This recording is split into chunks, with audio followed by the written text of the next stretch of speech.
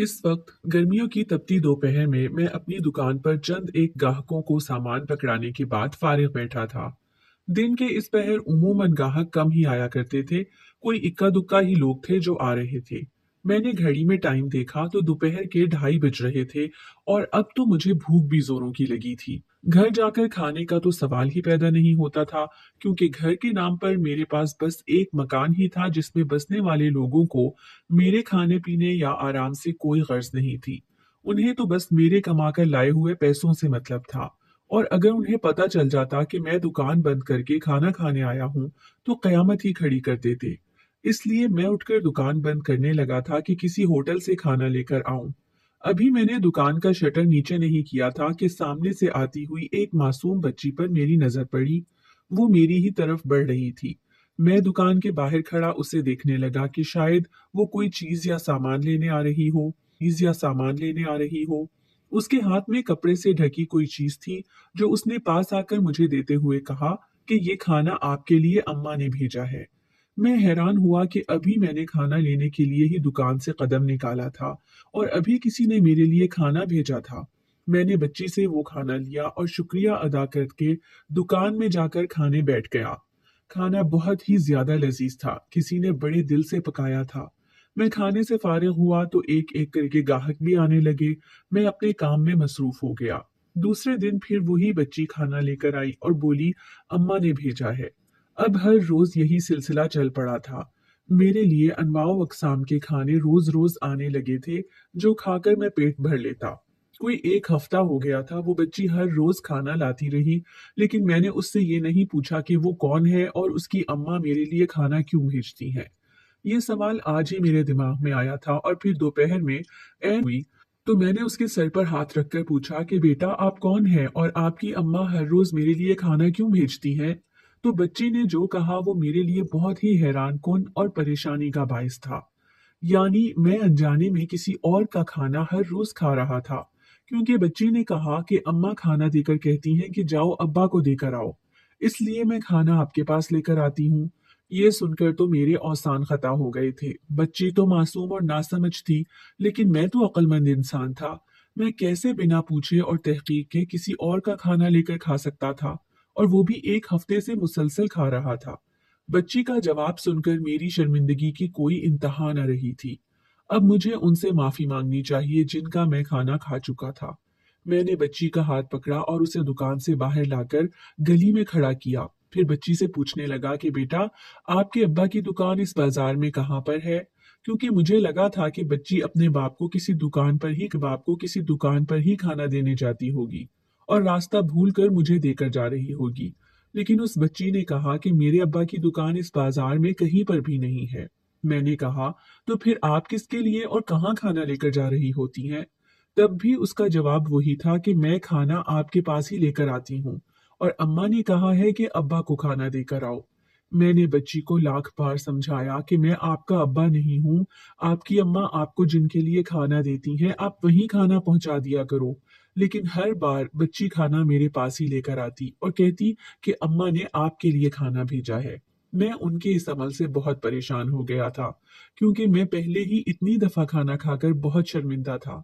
इसलिए आज मैंने सोच लिया था कि उस बच्ची के घर जाकर तस्दीक कर लूंगा कि उनकी वालिदा किसके लिए खाना भेजती हैं, क्योंकि बच्ची हर रोज ही शायद रास्ता भूलकर खाना मेरी दुकान पर ला रही थी। उसके घर वालों को इस बात का पता भी हो कि ये बच्ची सिर्फ 5-6 साल की ही थी, इसलिए उससे गलती होना कोई बड़ी बात नहीं थी। इस दफा मैंने खाना लेने से इनकार कर दिया तो बच्ची रोती सी सूरत बनाकर वहीं खड़ी रही और बोली कि जब तक आप खाना नहीं लेंगे मैं वापस नहीं जाऊंगी। मजबूरन मुझे उससे खाना लेना पड़ा और मैंने बिना खाए ही खाना वहीं टेबल पर रख दिया। वो बच्ची वापस जाने लगी तो मैंने भी वो खाना उठाया और उसके पीछे पीछे चलने लगा। वो बच्ची पास ही एक घर में दाखिल हो गई तो मैंने डोर बेल बजाकर किसी के बाहर आने का इंतजार किया। थोड़ी ही देर के बाद एक नौजवान औरत अपने चेहरे को दुपट्टे के नकाब से ढांपती दरवाजे पर आई तो मैंने उनसे कहा कि आपकी बच्ची हर रोज किसी गलत फहमी के तहत खाना मेरी दुकान पर पहुंचा कर जाती है। गालिबन वो खाना अपने वालिद के लिए लेकर जाती है, लेकिन गलती से मेरी दुकान पर देकर चली जाती है। میں نے کئی دفعہ بچی سے کہا بھی ہے کہ آپ غلط جگہ کھانا دیتی ہیں، لیکن وہ ضد کر کے کھانا رکھ جاتی ہے۔ بتا دیں بچی کے والد کی دکان کہاں پر ہے، میں انہیں کھانا پہنچا دیتا ہوں۔ وہ لڑکی چپ چاپ کھڑی میری باتیں سن رہی تھی۔ جب میں اپنی بات ختم کر کے چپ ہوا تو اس نے کہا بچی کے والد فوت ہو چکے ہیں، آس پاس کوئی مسجد نہیں، اس لیے میری بیٹی اپنے والد کے اصالے ثواب کا کھانا کسی دکان پر ہی لے کر آتی ہے۔ مجھے بچی کے یتیم ہونے کا سن کر بہت ہی دکھ ہوا۔ میں نے اس بات کا افسوس کیا اور چپ چاپ واپس چلا آیا۔ میں اپنی دکان پر آ کر بیٹھ گیا تھا، لیکن میں اپنے دماغ سے اس بچی اور اس کی ماں کے خیالات کو نہیں نکال پا رہا تھا۔ نہ جانے ان کے شوہر کو کیا ہوا ہوگا۔ اس بھری جوانی میں وہ عورت بیوہ بنی تھی۔ وہ دن میرا انہی سوچوں میں گزر گیا تھا۔ دکان پر بھی کام میں دل نہ لگا تو میں نے دکان جلدی ہی بند کر کے گھر کا رخ کیا تھا۔ گھر پہنچ کر میں ابھی اپنے کمرے تک نہ پہنچا تھا کہ میری سوتیلی ماں نے مجھے دیکھ کر جلدی واپس لوٹنے کی وجہ پوچھی۔ میں نے کہا کہ آج طبیعت ٹھیک نہیں تھی، اس لیے دکان لیے اور گن کر اپنے پاس رکھ لیے۔ یہ میری زندگی کی ڈیلی روٹین تھی۔ میں صبح اٹھ کر دکان پر چلا جاتا تھا اور پورے دن کی کمائی لا کر اپنی سوتیلی ماں کے ہاتھ پر رکھتا۔ اس گھر میں اکیلا کمانے والا میں ہی تھا۔ میرے ابا فالج کے مریض تھے جو ایک بستر پر پڑے رہتے تھے۔ انہوں نے اپنی صحت کے دنوں میں دکان کھولی تھی جو ہمارے گھر کا ذریعہ معاش تھی۔ اچانک ابا کو فالج کا اٹیک آیا تو ایسے میں دکان بند کرنا مطلب بھوکا مر جانا تھا۔ میں کم عمر تھا، پھر بھی سوتیلی ماں کے کہنے پر پڑھائی چھوڑ کر دکان سنبھال لی تھی اور تب سے اب تک بس دکان پر ہی ہوتا تھا۔ میری زندگی گھر سے دکان اور دکان سے گھر لوٹنے پر ہی مشتمل تھی۔ 15 سال کی عمر سے دکان سنبھالتے سنبھالتے میں 25 سال کا ہو گیا تھا اور اس سارے عرصے میں ایک دن بھی میں نے کوئی چھٹی نہیں کی تھی اور نہ ہی کہیں اور جانے کا سوچا تھا۔ اسی طرح کمانے کو میں نے اپنی زندگی کا مقصد سمجھ لیا تھا۔ اس کے علاوہ زندگی کا مقصد سمجھ لیا تھا۔ اس کے علاوہ زندگی کے کسی سکھ دکھ سے میرا کوئی تعلق نہیں تھا۔ ننیال ددھیال میں مجھے کسی رشتے کا کچھ پتہ نہیں تھا۔ میں کب یتیم ہوا یہ مجھے نہیں پتا کیونکہ مجھے اپنی ماں کی شکل تک یاد نہیں تھی۔ بس سوتیلی ماں کے منہ سے ہمیشہ یہ سنا تھا کہ میں ان کا سوتیلا بیٹا ہوں۔ میرے علاوہ ابا کی ایک اور اولاد تھی اور وہ میری سوتیلی بہن تھی۔ وہ شہر میں کسی بڑی یونیورسٹی میں پڑھ رہی تھی۔ کبھی کبھار وہ گھر آ جاتی تو مجھے منہ تک لگانا پسند نہیں کرتی تھی۔ میں گھر سے صبح بنا کچھ بھی کھائے نکل جاتا تھا اور رات دیر سے دکان بند کر کے لوٹتا، تب بھی میرے لیے گھر میں کھانے کو کچھ موجود نہیں ہوتا تھا۔ سوتیلی ماں جو بھی پکاتی صرف خود کھاتی اور ابا کو کھلاتی۔ میرے لیے یہی غنیمت تھی کہ وہ میرے باپ کا خیال رکھ رہی تھی، ورنہ وہ ابا کو بھی اپنے اوپر بوجھ ہی سمجھتی تھی۔ ابا کی خاطر ہی میں اس گھر کا خرچہ اٹھا رہا تھا جس میں میری سوتیلی ماں اور بہن بھی آتی تھی۔ میں ہر روز ہی 5-10 ہزار لا کر سوتیلی ماں کو دیتا تھا، لیکن پھر بھی ان کے مطابق میں نے ان لوگوں کے لیے کیا ہی کیا تھا۔ ابا میرے ایک کمرے میں پڑے رہتے تھے، ان سے میرا ملنا بھی ان کی بیوی کی اجازت پر موقوف تھا۔ اگر وہ چاہتی تو مجھے ابا کے کمرے میں جانے کی اجازت دیتی، اگر نہ چاہتی تو ہفتہ بھر میں اپنے باپ کو نہیں دیکھ سکتا تھا۔ مجھے بچپن سے ہی ان کے آگے کوئی سوال کرنے کی عادت نہیں تھی اور یہ عادت بھی مجھ میں میرے باپ نے ہی ڈالی تھی۔ میری سوتیلی ماں ابا کی بہت ہی چہیتی تھی، جب ہی اس کے بعد مجھے بھی ان کے سامنے بولنے کی جرت نہیں تھی۔ اپنی سوتیلی ماں کو دیکھ کر مجھے اس لڑکی کا خیال آ گیا تھا جو اپنے شوہر کے مرنے کے بعد بھی اس کے لیے کھانا بھیج دیتی تھی، اور یہاں میرا باپ زندہ ہوتے ہوئے بھی ایک روٹی کا محتاج تھا۔ کتنی با وفا تھی وہ عورت جو چھوٹی بچی کے ہاتھ اپنے شوہر کے حصے کا کھانا مجھے بھیج دیتی تھی۔ مجھے اس کی اعلیٰ ظرفی پر رشک آنے لگا تھا۔ کاش میری ماں کی موت کے بعد میرے باپ کو بھی کوئی ایسی باوفا بیوی ملی ہوتی تو آج ہمارے گھر میں پیسے کے علاوہ انسانوں کی بھی کچھ قدر ہوتی۔ رات تک اپنے دماغ میں یہی باتیں سوچتے سوچتے جانے کب میری آنکھ لگ گئی تھی۔ اگلے روز معمول کے مطابق میں کمرے سے نکل کر دکان پر جانے لگا تھا جب سوتیلی ماں نے سامنے آ کر مجھے کہا کہ لگتا ہے دکان پر آج کل تمہارا دل نہیں لگ رہا، اسی لیے جلدی دکان بند کرنے لگے ہو۔ جانتے بھی ہو کہ تمہارے علاوہ کمانے والا اس گھر میں کوئی نہیں ہے۔ تم مرد ہو اور یہ تمہاری ذمہ داری بنتی ہے کہ ہمیں جو کچھ بھی چاہیے وہ تم لا کر دو۔ تمہارے ابا نے تمہارے کاندھوں پر یہ بوجھ ڈالا ہے، ورنہ میں تم سے 1 روپیہ تک نہیں مانگتی۔ میں ان سے زیادہ کسی بات پر بحث نہیں کرتا تھا، اس لیے میں نے ہاں میں سر ہلا دیا تھا اور بولا کہ کوشش کروں گا کہ آئندہ آپ کو کچھ پیسے زیادہ دے سکوں۔ तब उन्होंने कहा कि अगले हफ्ते मेरी बेटी अपनी पढ़ाई मुकम्मल करके वापस आ रही है और उसके वापस आते ही मैं उसके लिए रिश्ता देखना शुरू कर दूंगी। उसकी शादी शुरू कर दूंगी। उसकी शादी के लिए भी तुम्हें ही कुछ करना होगा। आखिर वो तुम्हारी बहन और तुम्हारी जिम्मेदारी है। मैं चाहती हूँ कि रिश्ता पक्का होने से पहले ही मैं उसके लिए कुछ जहेज का सामान जमा कर सकूं। अगर तुम कुछ पैसों का इकट्ठे बंदोबस्त कर सकते हो तो चंद लाख का बंदोबस्त करो, क्योंकि मैं ज्यादा वक्त अपनी बेटी इस घर की गुर्बत में नहीं रख सकती। उनकी इस बात का मेरे पास कोई जवाब नहीं था, क्योंकि मैं चंद लाख इकट्ठे जमा नहीं कर सकता था। इसलिए मैं चुपचाप घर से निकल आया था और दुकान पर बैठा सोच रहा था कि मेरी बहन मुझसे 5 साल छोटी थी। उसकी शादी का ख्याल तो मेरी सौतेली माँ को था, लेकिन मेरा घर बसाने की उसने आज तक कभी बात नहीं की थी। आज दुकान पर निस्बतन ज्यादा ही रश था, क्योंकि इन दिनों ईद का सीजन चल रहा था और मेरी कपड़े की दुकान थी। लोगों को सामान देते देते मुझे पता ही नहीं चला था कि कब वो प्यारी सी बच्ची मेरे लिए खाना लेकर आई थी और कितनी ही देर से मेरे फारिग होने का इंतजार करते चौंक गया। मैंने उससे पूछा कि आप कब आई हैं, तो उसने बताया कि आधा घंटा हो गया। मुझे अपनी बेध्यानी पर शर्मिंदगी हुई और फिर उससे खाना लेकर मैंने दुकान का शटर गिरा दिया था, वरना लोगों ने मुझे ये दो निवाले भी नहीं खाने देने थे। खाना खाकर मैं फिर से काम पर लग गया था। असर के करीब कुछ रश कम हुआ तो मैं फारिग दुकान में बैठा हुआ था जब मेरी नजर बाहर गली की तरफ गई।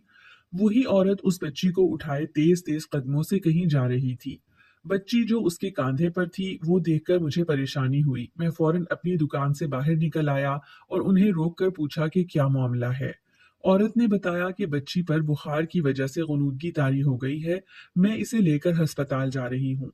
मैंने अपने करीब ही खड़ी मोटरसाइकिल दोस्त से ली और बच्चे को सामने बिठाकर उस औरत को पीछे बैठने का कहा। हम 10 मिनट के अंदर अस्पताल में मौजूद थे, जहां फौरन बच्ची का ट्रीटमेंट शुरू हुआ और थोड़ी ही देर में उसका बुखार भी उतर चुका था। उस मेरा शुक्रिया अदा किया तो मैंने इस बात को अपना फर्ज बताकर उन्हें शर्मिंदा ना होने का कहा।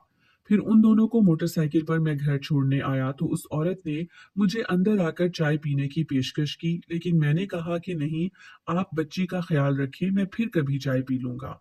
मैं वहां से निकलकर घर आया तो मेरे घर पर भी इमरजेंसी की सूरत हाल थी।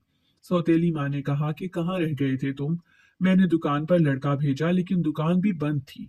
तुम्हारे बाप की तबीयत अचानक बिगड़ गई थी। डॉक्टर मौजूद था। मैं फौरन भागकर अब्बा के पास पहुंचा, लेकिन डॉक्टर ने बताया कि अब्बा चंद घड़ियों के मेहमान हैं। उन्हें फालिज का एक और शदीद किस्म का अटैक आया था।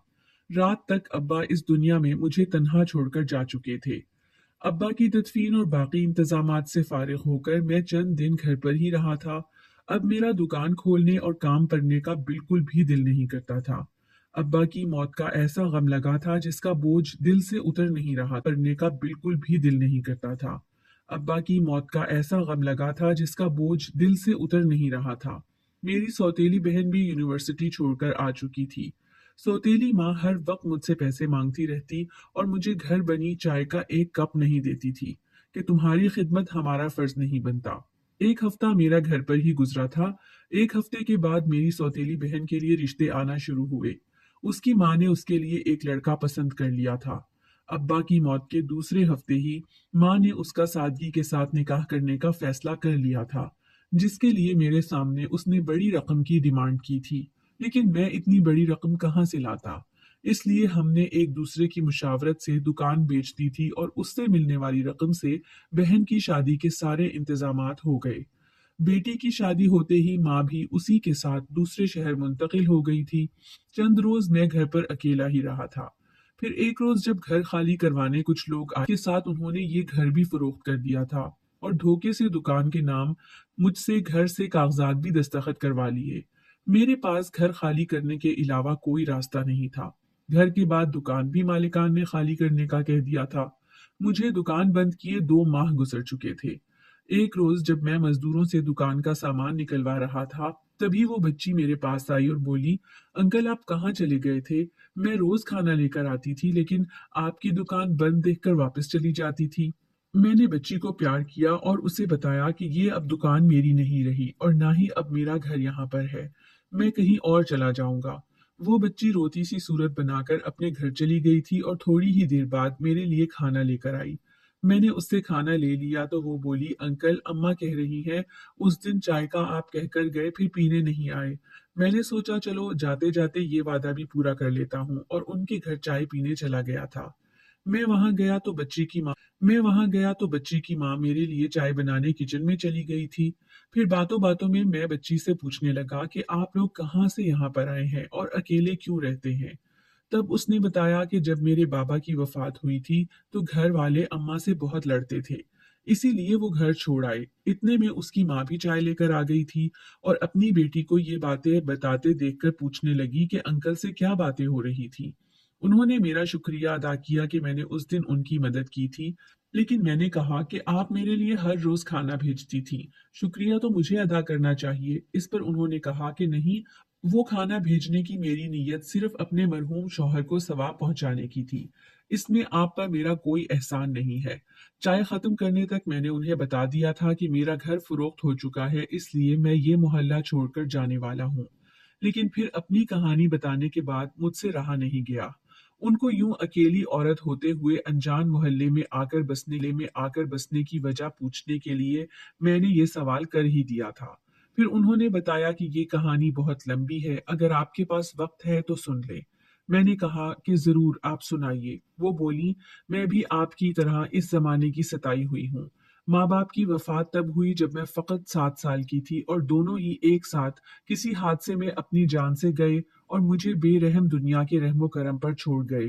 पहले मेरी परवरिश की जिम्मेदारी मेरे ददियाल में चचा ने उठाई, लेकिन उनके साथ मैं 2 माह ही रह सकी क्योंकि चच्ची मुझसे इस छोटी उम्र में घर के सारे ही काम करवाती थी और मुझे काम ना आता तो ज्यादा मारती थी।